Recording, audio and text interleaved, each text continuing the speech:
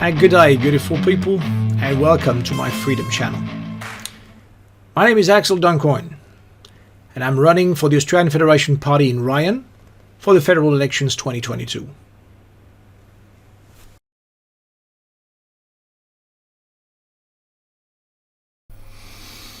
Australia needs to embrace a win-win environmental outcomes that eliminate absolutes on all sides of the discussion.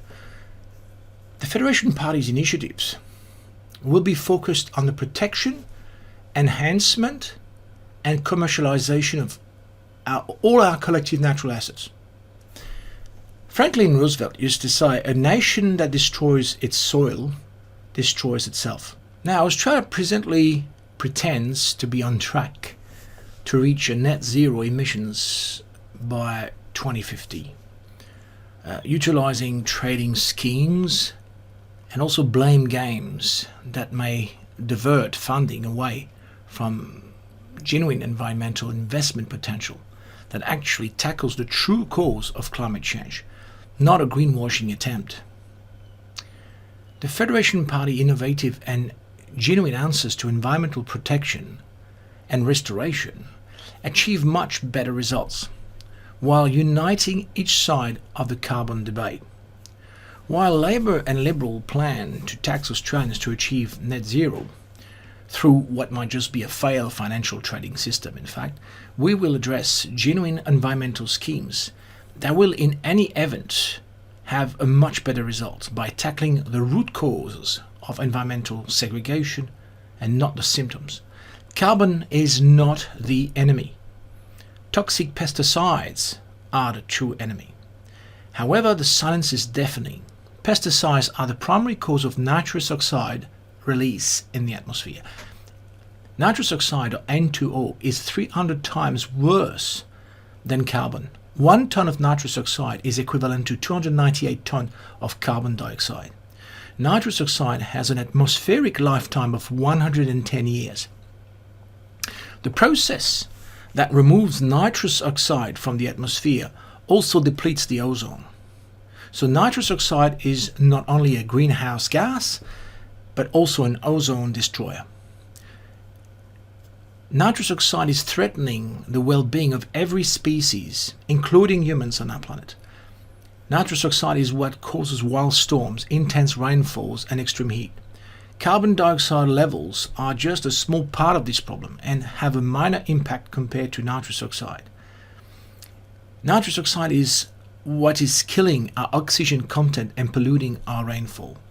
Nitrous oxide, nitric oxide, as well as nitrogen compounds in the atmosphere need to be trapped back into the soil and converted into plant food as a nitrogen source of nutrition. The Australian Federation Party has partnered with some of the world's best to harness this gas and convert it into plant food. Our soil is so precious. When you destroy soil, you destroy the lungs of the planet. Soil controls the balance and exchange of carbon and nitrous oxide into the atmosphere. Truth be told, carbon is not the only thing causing climate change, if at all. Conventional inputs, pesticides, herbicides, fertilizers and excessive tilling has created unprecedented soil erosion, resulting in excessive mineral and nutrient loss, tillage and labor requirements, leaving farmers feeling helpless and without any alternative. Our food industry and security and shelf prices will continue to endanger every Australian if we don't make change now. It is estimated that 50% of the world's tillable soil is unusable. At current rates of soil degradation, we have about 60 years of topsoil left. And that's Professor John Crawford of the University of Sydney saying it. Also, right now, most Australian farmers are not having their needs met. Home is where the heart is, and right now, many farmers feel abandoned. We are tasked with restoring the adoration of farmers by solving some of the most crucial problems. Australian farmers and consumers are searching for hope. Natural disasters, disease proliferation and droughts have also contributed to these outcomes. We will support farmers and consumers with honest and consistent future benefits. Our holistic soil recovery framework has been crafted to make sure our farmers are empowered, enriched, and therefore become protectors of the environment, the animal welfare, the carbon sequestering, and quality food production. I hear about wetlands, environment issues, wildlife issues. I think that such issues, where they exist, are localized and they should be dealt with by local councils, volunteers, on the first basis, with some extra maybe state protection and regulation as well, if need be. Our natural environment is so amazing in Australia, so unique, and yet quite disparate across the nation, that those environmental issues are probably best cared for by the local people. That same hand that gets in some cases money from developers and large companies to destroy certain habitats is the same that we ask today to protect those areas at the same time. Green energy is simply not realistic if we look at what they produce versus what they will need once they're operational.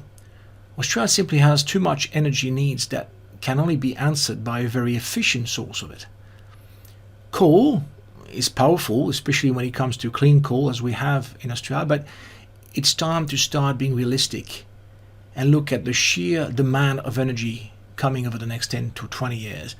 And we need to start talking about the nuclear option. We have 80 years of world experience out there that we can tap into.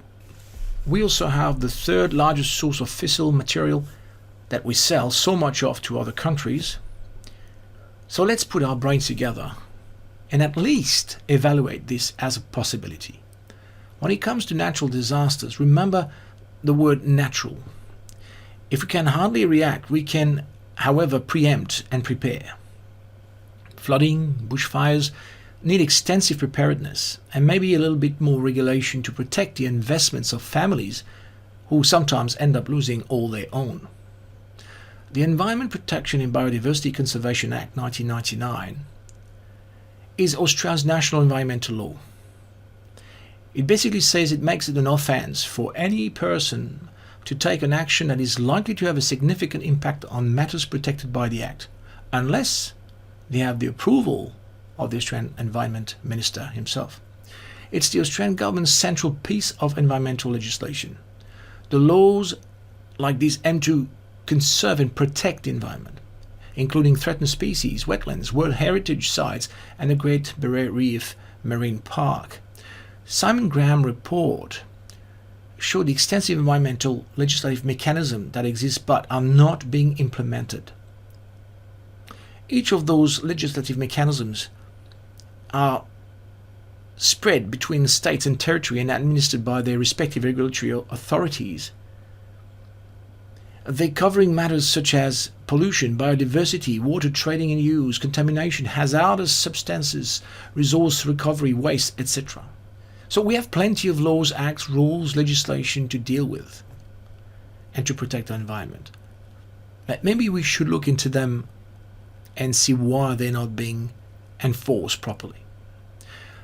Finally, let's not forget these phenomena like El Nino and El Niña, as well as our sun's 11-year cycle's effect on our atmosphere.